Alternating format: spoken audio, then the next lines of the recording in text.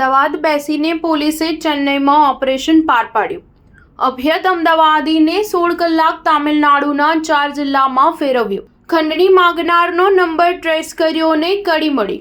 Ahmedabad crime બ્રાન્ચે એક વ્યક્તિને મોતના મુખમાંથી બચાવી લીધી હોવાનો સનસનાટીભર્યો કિસ્સો સામે આવ્યો છે। અમદાવાદની આંગડિયા પેઢીનો કર્મચારી ચેન્નઈમાં 20 લાખ રિસીવ કરવા માટે ગયો હતો, પરંતુ અગાઉથી પ્લાન મુજબ એક ગેંગ દ્વારા તેનું અપહરણ થયું અને કલાકો સુધી આંગડિયા પેઢીના કર્મચારીનો કોઈ સંપર્ક થયો નહીં। ત્યારબાદ અમદાવાદ પોલીસે મહત્વનું ઓપરેશન હાથ ધર્યું અને 16 કલાક સુધી અપહરણ થયેલા આંગડિયા પેઢીના કર્મચારીને બચાવી લેવા માટે પ્રયત્નો હાથ ધર્યા।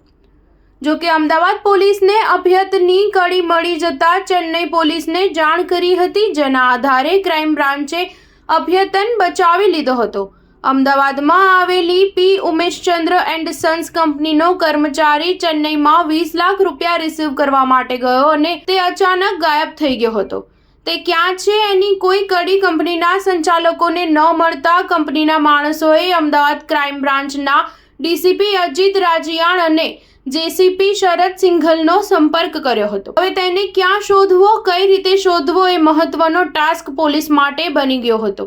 અમદાવાદ ક્રાઇમ બ્રાન્ચના ડીસીપી અજીત રાજીયાણે જણાવ્યું હતું કે અમારી પાસે આંગડિયા પેઢીના કર્મચારીઓ આવ્યા ત્યારે તેમણે કર્મચારી ચેન્નઈમાં 20 લાખ રૂપિયા રિસીવ કરવા માટે ગયો હતો એવું જાણવા મળ્યું હતું। ક્યારે તે ગયો હતો, હવે ક્યાં છે એની ખબર ન હતી, એટલે અમદાવાદની અમારી ટેકનિકલ ટીમ અને બીજા અધિકારી ઓપરેશનમાં કામે લાગી ગયા હતા।